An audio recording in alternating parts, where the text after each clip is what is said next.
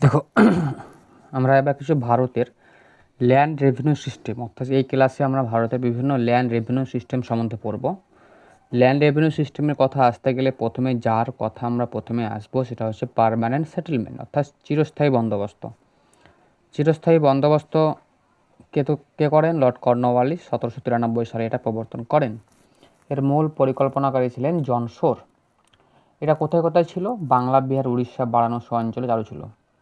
এটি প্রায় ভারতের মোট ভূখণ্ডের 19% এলাকা, অর্থাৎ যতগুলা ভারত ছিল, যত বড় ভারত ছিল তার 19% এরিয়াতে চিরস্থায়ী বন্দোবস্ত ছিল। বাংলা, বিহার, উড়িষ্যা ও বারাণসী, এবং এটা জন শোর এর মূল পরিকল্পনাকারী। জন শোর ছিলেন এর মূল পরিকল্পনাকারী। ঠিক আছে। আচ্ছা, এই ব্যবস্থাতে যেটা করা হতো যে জমিদারদের জমির প্রকৃত মালিক হিসাবে স্বীকৃতি দেওয়া হয়, এবং রাজস্বের হারটা যেটা নির্ধারণ করা হয় সেটা 11 ভাগের মধ্যে 10 ভাগ ব্রিটিশ কোম্পানি পাবে, এবং 11 ভাগের মধ্যে 1 ভাগ অংশ পাবেন জমিদার। এই বন্দোবস্তের একটা নিয়ম ছিল। কী নিয়ম ছিল? খুবই একটা রূঢ় নিয়ম ছিল যে সূর্যাস্ত আইন।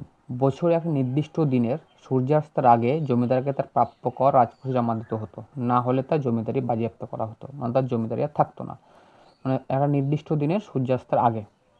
ঠিক আছে। এবার যেটা পড়বো আমরা রায়তওয়ারি বন্দোবস্ত। রায়তওয়ারি বন্দোবস্ত কে করেন? থমাস মুনরো এবং ক্যাপ্টেন আলেকজান্ডার রিড 1820 সালে এটা করায়। রায়তওয়ারি বন্দোবস্ত কোথায় কোথায় ছিল? বোম্বাই, মাদ্রাজ, এগুলো আসামের কিছু অংশ, কুর্গ অঞ্চল চালু হয়। এটি ব্রিটিশ ভারত সবচেয়ে বেশি অংশ জুড়ে ছিল। রায়তওয়ারি বন্দোবস্ত প্রায় 51% অংশ জুড়ে ছিল। রায়তওয়ারি বন্দোবস্ত কোথায় কোথায় ছিল? মাদ্রাজ, বম্বে ও আসামের কিছু অংশ এবং কুর্গ অঞ্চলের কিছু অঞ্চল। ঠিক আছে।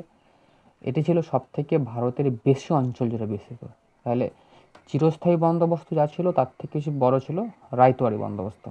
ঠিক আছে। আর একটা হচ্ছে যে কি ফিচার, প্রধান বৈশিষ্ট্যগুলো কী? এখানে কোনো জমিদার বা মধ্যস্থতা ভাগকারী ছিল না, মধ্য স্বত্বভোগী ছিল না, এখানে কোনো মিডিয়েটার ছিল না, অর্থাৎ জমিদার ছিল না। সরাসরি সরকার কৃষকদের কাছ থেকে কৃষকদেরকে বলা হতো রায়ত। কথাটা খুব ইম্পর্টেন্ট। কৃষকদেরকে বলা হতো রায়ত। কৃষকদেরকেই জমির মালিকানা দেওয়া হতো, কোনো জমিদারি ছিল না। এই আইনে কিছু ভুল ছিল। এই ব্যবস্থায় করের হার ছিল অত্যাধিক, প্রায় 50 থেকে 60%, যার ফলে কৃষকরা চরম শোষণের শিকার হন এবং মহাজনদের কাছ থেকে ঋণগ্রস্ত হয়ে পড়েন।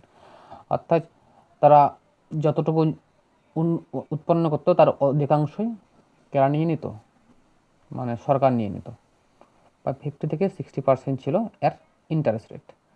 একটা হচ্ছে মহলওয়ারি বন্দোবস্ত। এটা করেছিলেন হল্ট ম্যাকেঞ্জি 1822 সালে। এর রূপরেখা তৈরি করেন হল্ট ম্যাকেঞ্জি 1822 সালে রূপরেখা তৈরি করেন, কিন্তু লর্ড উইলিয়াম বেন্টিঙ্ক 1833 এর সংস্কার করে পূর্ণাঙ্গভাবে চালু করেছিলেন। এটা উত্তর পশ্চিম প্রদেশ, গাঙ্গেয় উপত্যকা, মধ্য ভারতের কিছু অংশ ও পাঞ্জাবে চালু হয়। এটি ব্রিটিশ ভারতের মোট 30% অংশ জুড়ে এটা সীমাবদ্ধ ছিল। ঠিক আছে। তাহলে মাদ্রাজ, বোম্বাই ছিল রায়তওয়ারি বন্দোবস্ত, আর মহলওয়ারি বন্দোবস্ত ছিল তোমার উত্তর পশ্চিম প্রদেশ, গাঙ্গেয় উপত্যকা, মধ্য ভারতের কিছু অংশ, এগুলো। কি ফিচার কী বলা হতো? বলছে যে এখানে রাজস্ব আদায়ের একক কোনো ব্যক্তি বা কৃষক ছিল না, বরং পুরোপুরি একটি গ্রাম বা কয়েকটি গ্রামের সমষ্টিকে একটি মহল বলা হতো। হচ্ছে একটা মহল অনুসারে এখানে ট্যাক্স করা হতো। মহলওয়ারি রাজস্ব আদায়ের দায়িত্ব ছিল গ্রামের মোড়ল বা প্রধানের ওপর, যাকে বলা হয় লম্বরদার। হ্যাঁ, রাজস্ব আদায় করতো লম্বরদার। রায়তওয়ারিতে কৃষকরা ডাইরেক্ট দিত, কিন্তু এখানে রাজস্ব আদায় করতো লম্বরদার। ঠিক আছে।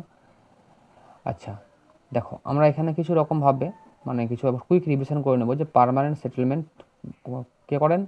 লর্ড কর্নওয়ালিস 1793 সালে বাংলা, বিহার, উড়িষ্যা 19% এলাকা জুড়ে ছিল। রায়তওয়ারি বন্দোবস্ত থমাস মুনরো করেছিলেন 1820 সালে। মাদ্রাজ, বোম্বাই, আসাম 51% ভূখণ্ড জুড়ে ছিল। আর মহলওয়ারি হল্ট ম্যাকেঞ্জি উত্তর পশ্চিম প্রদেশ ও পাঞ্জাবে 30% অংশ জুড়ে ছিল। তো এতটুকু ছিল আমাদের রিভিশন। বাকি ক্লাস পরের জন্য হয়েছে। ঠিক আছে।